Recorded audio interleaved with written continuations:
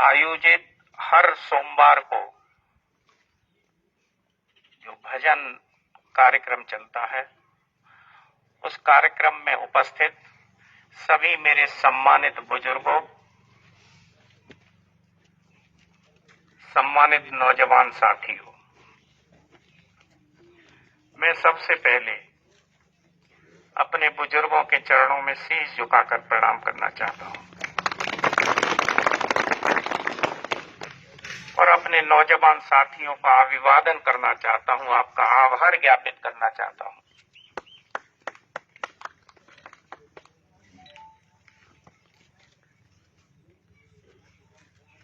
जब कभी मौका मिलता था कुछ कहने का, कुछ सुनने का, तो दिल में बहुत अरमान होता था कि हम अपने लोगों के बीच में अपने दिल की बात कहेंगे, अपने मन की बात कहेंगे। लेकिन जब से धोखा मिला है, न दिल से कोई उद्गार निकलने की कोशिश करता है और न जुबान साथ देती है।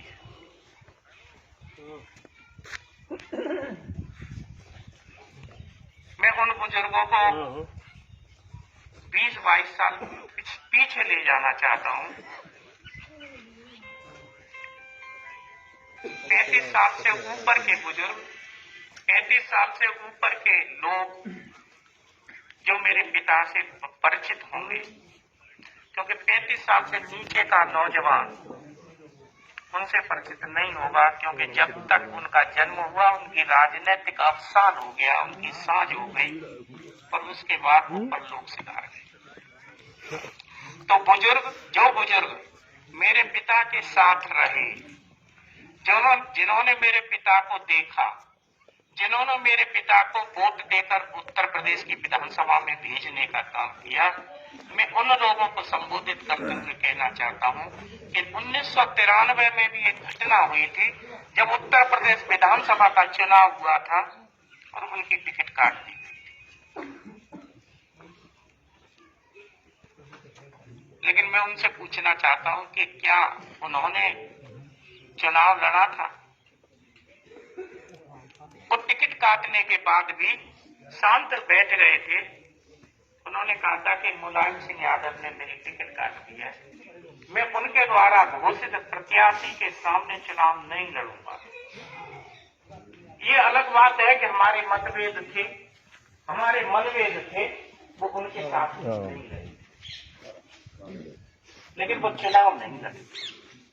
अगर वो चुनाव लड़े होते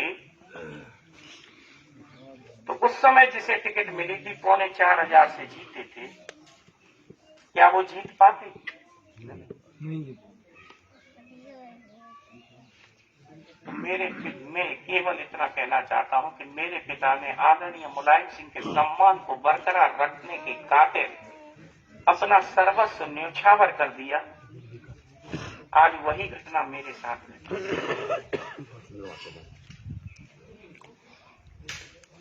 जब सन 1993 में एक बात और शेयर करना चाहता हूं कि जब 1993 में मेरे पिता चुनाव नहीं लड़े तो उसके पुरस्कार स्वरूप मेरे पिता से कहा गया था, आदरणीय मुलायम सिंह यादव मुख्यमंत्री बने थे और उन्होंने कहा था कि चौधरी साहब अब आप बुजुर्ग हो गए, अपने लड़के को कहीं एडजस्ट करो। तो मेरे पिता ने कहा था कि मेरी टिकट काट दी, मेरी राजनीतिक साझ हो गई, अब मैं अपनी राजनीतिक अवसान के बाद में अपने बेटे को स्थापित करने के लिए आपसे गुजारिश करूं, ये ठीक नहीं होगा। जिन नौजवानों ने मुझे उत्तर प्रदेश की विधानसभा में पहुंचाने के लिए मेरा साथ दिया, उनका नंबर कब आएगा? इसलिए मैं अपने लड़के को अब आगे नहीं बढ़ाना चाहता हूं। अगर हो सके तो जसराना के किसी नौजवान को या जसराना में जिसे आप मुझे समझें उसको आप एडजस्ट करें। ये सोच थी मेरे पिता की। और उसके बाद 1996 में मेरे पिता जब 4 बार एमएलए रहे तो आप नजर फेंक कर देखिए कि जिसके पिता 4 बार एमएलए रहे हो, क्या उसका बेटा एलआईसी की एजेंसी चलाकर अपना जीवन यापन करता था? अगर मेरे पिता चाहते तो बहुत पैसा कमा सकते थे और पैसा कमाकर बिजनेस स्थापित कर सकते थे। उनके भी कोल्ड स्टोर होते, उनके भी फिल्टर होते, उनके भी स्कूल और कॉलेज होते, उनकी भी यूनिवर्सिटी होती। लेकिन उन्होंने ईमानदारी के पथ पर अग्रसर रहते हुए उन्होंने कहा था कि जिन बुजुर्गों ने मुझ जैसी नाचीज को, एक किसान के बेटे को वोट देकर उत्तर प्रदेश की विधानसभा में पहुंचाया है, मैं उनका उत्पीड़न नहीं करना चाहता। मैं उन ईमानदारी से उनकी सेवा करना चाहता हूं। मैं एमएलए मौज लेने के लिए नहीं, मैं सेवा भाव के नजरिए से आया हूं। मैं सेवा करना चाहता हूं और ईमानदारी से और कर्मठता से करना। और यही कारण था कि मैं जब एलआईसी की एजेंसी लेकर मैं जीवन यापन करता था, बमुश्किल 2000-3000 रुपए महीने मुझे कमीशन मिलता था, मैं उससे गुजर बसर। और आगे चलकर मेरी नौकरी लग गई 2001 में, उसे मैंने छोड़ दिया तो 2004 में फिर लग गई। फिर मेरे पिता ने कहा था कि छोड़ मत देना, नौकरी करो और चैन से जीवन यापन करो। लेकिन उस नौकरी को भी नजर लग गई। मैंने कब कहा था कि मुझे एमएलए बना दो? मैंने कब चाहा था? मैंने कब टिकट मांगी थी? मैंने कब कहा था कि जसराना से जो विधायक है उनकी टिकट काट के मुझे एमएलए बना दो? मैं तो बहुत मौज मस्ती के साथ एटा डाइट पर नौकरी कर रहा था। वहीं मुझे संदेश मिला, मुझको लखनऊ बुलाया गया और लखनऊ बुलाकर मुझे टिकट दी। मैं धन्यवाद ज्ञापित करना चाहता हूं तत्कालीन उत्तर प्रदेश के मुख्यमंत्री जी को। उन्होंने कहा था कि हम टिकट आपको इसलिए देना चाहते हैं कि हम आपके पिता की कार्यशीलता से, उनकी कार्य पद्धति से खुश हैं। ऐसे व्यक्ति को इनाम मिलनी चाहिए और ये हमारी सच्ची श्रद्धांजलि होगी कि अगर हम उनके बेटे को उत्तर प्रदेश की विधानसभा में भेज पाए। तो इतने अच्छे भाव के साथ, इतनी अच्छी मनोदशा के साथ आदरणीय अखिलेश यादव ने मुझे टिकट दी। ये मेरा बदनसीबी थी कि मैं चुनाव नहीं जीत पाया। और चुनाव इसलिए नहीं जीत पाया कि मुझे मात्र 18 दिन मिले थे। मैं नौकरी करता था, रोजाना शुकाबाद से एटा चला जाता था और एटा से रात को मैं शुकाबाद पहुंचता था। मैं न तो आपके सुख दुख में शामिल हो पाता था, न मेरे पास समय था। मैं पूरे मनोयोग से नौकरी कर रहा था और मेरे मन में ये चीज थी। मेरे पिता ने भी जब मैं नौकरी ज्वाइन करने जा रहा था तब कहा था कि बेटा नौकरी इस तरह से करना, कहीं अखबार में ये न निकले कि अधिकारी आए और शिव प्रताप सिंह गैरहाजिर मिले, उनका एक दिन का वेतन काटा गया। मेरे नाम को बदनाम मत करना। मैं उसी मनोदशा के साथ 7 दिन और जितने घंटे नौकरी के होते मैं वहीं लगाता रहा। आपसे मैं रूबरू नहीं हो पाया, आपसे मैंने रिश्ते कायम नहीं कर पाए, आपसे मैंने जान पहचान नहीं बना पाई थी। आप मुझे नहीं जानते थे, मैं आपको नहीं जानता था। और चुनाव के दौरान टिकट मिलने के बाद 18 दिन मिले, मैं पूरे क्षेत्र का भ्रमण नहीं कर पाया, मैं अपने मन की बात नहीं कह पाया, मैं आपसे प्रार्थना नहीं कर पाया, मैं अपनी बात नहीं कह पाया, इसलिए मैं चुनाव हार गया। और मैं तो चुनाव 2 चुनाव हारा, मेरी नौकरी चली गई। मुझे तो 88,000 रुपए महीने मिलते थे। नौकरी भी गई और चुनाव भी हार गया। लेकिन आप में से जो लोग, जब मैं मतगणना से बाहर आ रहा था चुनाव हारने के बाद, तो मेरे आंखों में नमी थी, न मेरी जीत पर कोई कपकपाहट थी। बहुत साहस के साथ मैं निकल के आ रहा था और जो लोग मेरा इंतजार कर रहे थे बाहर, मैंने उनका अभिवादन किया था और मेरे मन में इतनी खुशी थी कि चुनाव में चाहे हार मिली हो, लेकिन मेरे पिता के जो पुराने रिश्ते थे एका ब्लॉक से या इस जसराना क्षेत्र के लोगों से वो पुनर्जीवित हो गए हैं। चुनाव हार जीत अलग बात है, लेकिन मेरी जान पहचान कायम हुई है। और खुशी इस बात की थी कि 83,700 वोट मुझे मिला है पहली बार में 18 दिन में, बिना जान पहचान के। इतना बड़ा सम्मान आपने मुझे दे दिया। मैं आपकी इज्जत और आपके सम्मान को बरकरार रखने के लिए मैं कतई दुखी नहीं हूं। और जो लोग भावुक हो गए थे मुझे देख के, मैंने उन लोगों को नारायण कॉलेज के फील्ड में ले जाकर मिठाई खिलाई थी और मैंने कहा था कि दिल छोटा मत करना, भावुक मत होना। अब की बार तो आदरणीय अखिलेश यादव ने बहुत छोटी सी नाचीज को बिना मांगे टिकट दी है। अब तो मैं बहुत बड़ा आदमी हूं, मेरे नाम के आगे 83,700 लोगों की उपस्थिति लगी है। अब की बार तो अगर बड़े से बड़ा नेता सामने आ जाएगा, चुनाव हरा देंगे। और इस साहस और विश्वास के साथ बुजुर्गों में 5 साल घर नहीं थे। अगर मैंने ये सुना कि खेरी में कहीं कोई दुखद घटना हुई है तो मैंने पहुंचने की कोशिश की। मुझे किसी बात की पता लगा तो मैंने वहां जाने की कोशिश की। जो छोटा सा चुनाव हार जाता है, महीने 2 महीने 4 महीने और साल 2 साल उठ नहीं पाता। मैं 2 चुनाव हारा, नौकरी गई, मैं चुनाव हार गया। मैं चुनाव हारने के 5वें दिन से इस क्षेत्र के चारों तरफ घूमता रहा और केवल इस आशा और विश्वास और इसलिए घूमता रहा कि जिन लोगों ने बिना जान पहचान के 83,700 वोट दिए, मेरा दायित्व बनता है। मेरे पिता के परिवार के ये लोग हैं, मैं उन रिश्तों को कायम रखूं। वो आज इस दुनिया में नहीं है। अगर वो होते तो मैं 2017 का चुनाव जीत गया होता।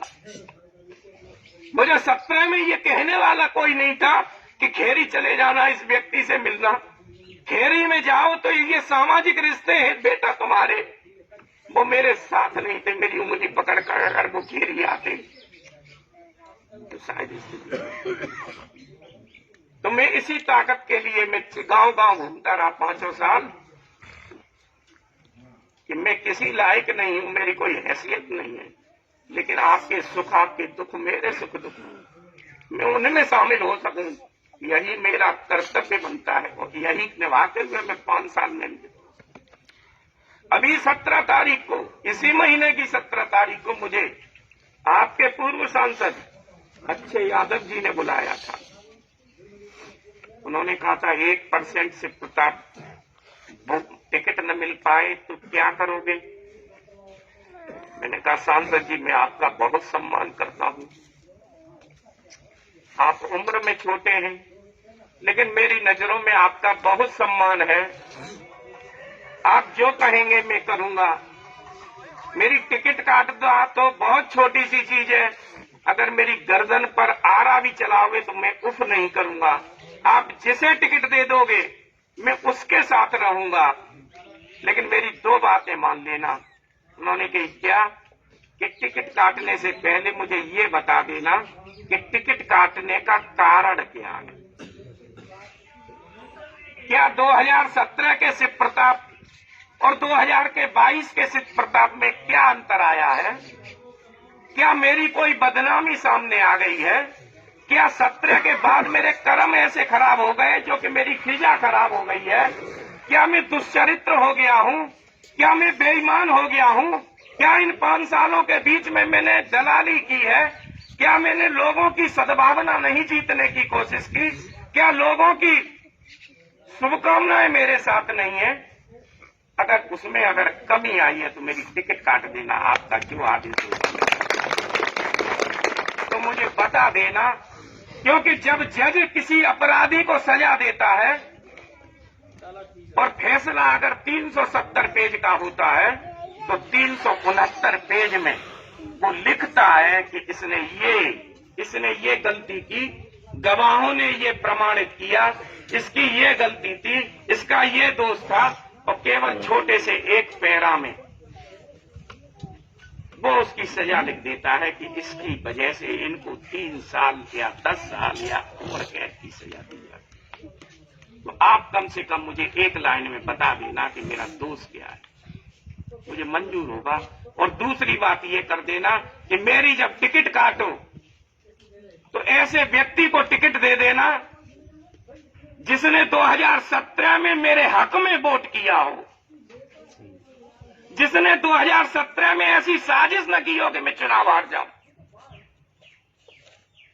मुझे कष्ट केवल मेरी आंखों से जो आंसू हैं वो इसी बात के हैं कि न तो मुझे सजा देते समय ये बताया कि तुम्हारा दोष क्या है, इसलिए तुमको सजा दी जा रही है, और टिकट जिसे दी वो भी ऐसे व्यक्ति को दे दी जो 2017 में मेरी हार के लिए जिम्मेदार था।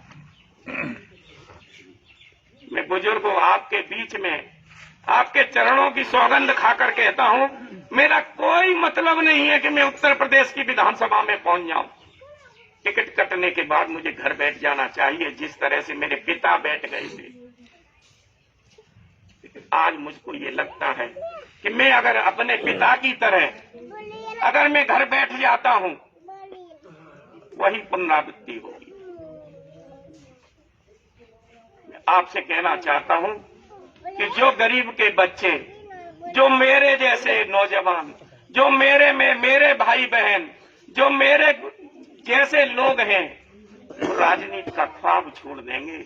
अब वही राजनीति कर पाएगा जो कुबेर पर बैठा होगा। अगर कुबेर वालों को, अगर लक्ष्मी पुत्रों की गुलामी अगर हमको, हमारे बुजुर्गों को करनी पड़ेगी तो ये गवारा नहीं।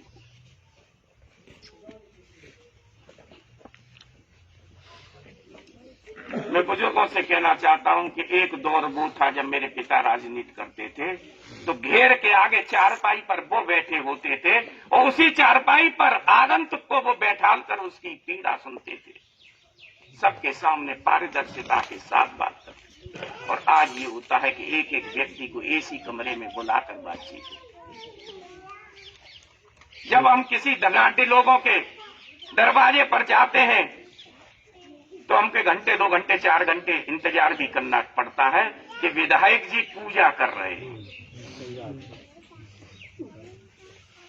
मैं आपसे पूछना चाहता हूं, किसी मंदिर के देवी देवता की मैं आजीवन और 24 घंटे पूजा करूं, मैं अपना सर उनके चरणों में फोड़ दूं, क्या वो देवी देवता मुझे एमएलए बना पाएंगे? अगर वो बना देते तो मैं आज से ही किसी मंदिर में लग जाऊंगा। हो सकता है अगले 5 साल में मैं एमएलए बन जाऊं। एमएलए बनने का रास्ता केवल गरीब के हाथों से निकलता है। एमएलए बनने का रास्ता गांव में रहने वाले लोगों के दुआओं से बनता है, पूजा पाठ से नहीं बनता। पूजा पाठ इसलिए की जाती है कि जो हमने बेईमानी की है, जो हमने लोगों का दिल दुखाया है, जो लोगों का उत्पीड़न किया है, हे भगवान उसकी सजा हमको मत दे देना। तो हम ऐसा काम क्यों करें, हम ऐसा काम क्यों करें जो अपने लिए माफी मांगनी पड़े। पूजा मैं भी करता हूं, पूजा मैं उसकी करता हूं जो मैं, जिसकी कृपा से मैं उस स्थान पर बैठता हूं। पूजा मतदाता की होनी चाहिए, पूजा बुजुर्गों की होनी चाहिए, पूजा नौजवानों की होनी चाहिए, पूजा जब किसी जनप्रतिनिधि के आगे कोई पीड़ित जाता है उसकी होनी चाहिए, और उसकी बात सुनने के बाद निसंकोच उसकी मदद होनी चाहिए। जनप्रतिनिधि का तो ये कर्तव्य होता है। और मैं एक बात और कहना चाहता हूं, यहां बहुत से बुजुर्ग बैठे हैं कि जब कोई पिता अपनी बेटी के लिए ये सपना लेकर लड़का ढूंढने जाता है, उसका ये सपना तो होता है कि मेरी लड़की बहुत अच्छे लड़के के लिए शादी रचे, वो घर बहुत ऊंचा हो, उस घर में बहुत पैसा हो, मेरी लड़की कभी दुखी न रहे। लेकिन क्या वो सपना पूरा होता है? जहां तक मेरा मानना है, रिश्ता वही मजबूत होता है, रिश्ता वही स्वस्थ होता है, रिश्ता वही खुशगवार होता है जो रिश्ता बराबर का होता है। अगर लड़के वाले के दिमाग में अगर ये आएगी कि ये लड़की वाला है, ये पैताने बैठना चाहिए, अगर लड़के के दिमाग में ये आएगी कि मैं करोड़पति आदमी हूं, लड़की वाला लखपति है, तो मैं समझता हूं रिश्ता स्वस्थ नहीं हो पाएगा। रिश्ता बराबर का होगा तभी आनंद आएगा। मैंने भी अपने लड़के की शादी की है। बहुत बड़े बड़े बड़े लोग रिश्ता लेकर आए थे।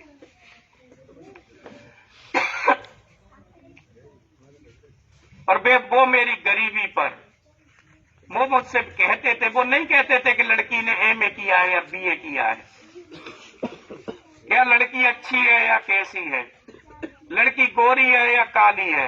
वो मुझसे आते ही दो लोगों ने तो ये कहा था कि अपना मुंह खोलो, शादी वैसी कर।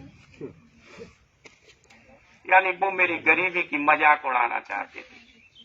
अगर मुंह का साइज, अगर मुझे मालूम होता कि ये दिन भी देखना पड़ेगा, मुंह का साइज भी बड़ा करना पड़ेगा, तो मेरे पिता बहुत अथाह संपत्ति छोड़ जाते और मेरा मुंह का साइज बहुत बड़ा। मैंने भी लड़के की शादी ऐसी जगह से की है। मेरे मन में एक ही तमन्ना थी कि जब मुझे बुखार आ जाए तो मेरा रिश्तेदार मेरे हालचाल पूछने मेरे पास आ जाए, और जब उसकी तबीयत खराब हो तो मैं उसे देखने चला जाऊं। तो मैं आपसे केवल एक ही बात कहना चाहता हूं, आप भी मेरे रिश्तेदार हो। मैं इसलिए नहीं आया हूं आपके बीच में कि मुझे एमएलए बना दो। मैं इसलिए भी नहीं आया हूं कि आपसे मिन्नत करके या आपका बीच में भावनात्मक उद्वेलन पैदा करके मैं कोई दिग्भ्रमित करने का काम करूं। मैं केवल इसलिए आया हूं, इस व्यक्ति को बहुत बड़ा धोखा मिला है। 2017 में तो नौकरी ली गई, तो 2022 में आगे जीने की सारी तमन्ना ली जा रही है। मेरे पास कोई बिजनेस भी नहीं है, खेती से गुजर बसर होगी नहीं, राजनीति छीनी जा रही है, मेरी राजनीतिक हत्या की जा रही है। ऐसे वक्त में अगर मैं अपने रिश्तेदारों के पास नहीं जाऊंगा तो कहां जाऊंगा। इसलिए मैं बहुत आशा और उम्मीद के साथ आया हूं कि आप मेरी मदद करना, और केवल इतनी सी करना कि अगर कहीं कुछ हो जाए तो आपकी सद्भावना और आपकी शुभकामनाएं मेरे साथ रहे। अगर मैं कहीं फेल हो जाऊं तो मेरी राम राम लेते रहना, मुझे अपना नातेदार बनाए रखना। प्रताप यादव जिंदाबाद, प्रताप यादव जिंदाबाद, प्रताप संघर्ष करो, हम तुम्हारे साथ हैं, प्रताप संघर्ष करो, हम तुम्हारे साथ हैं, प्रताप संघर्ष करो, हम तुम्हारे साथ हैं। मैं कहना नहीं चाहता, वरना बिल्कुल था, यानी सड़क पे हूँ, इन लोगों ने सड़क पर लाके खड़ा कर दिया है। मैं बहुत पैसा ज्यादा तो नहीं था, लेकिन मेरी जिंदगी बहुत आसानी से कटती। 88,000 रुपए बहुत होते हैं, और खेती में 4-5 लाख रुपए मिल जाते थे। मैं बहुत ऐश से रह रहा था, लेकिन जितना मैंने 12-14 साल की नौकरी में कमाया, इलेक्शन में इन्होंने खर्च करा दिया। 5 साल तक मुझसे खर्च कराया, और अब मुझसे कह दी कि अब हवा से बातें करो। इसलिए मैं आपके बीच में आया हूँ, मुझ पर आशीर्वाद बनाए रखना, मेरी राम राम लेते रहना, बस यही।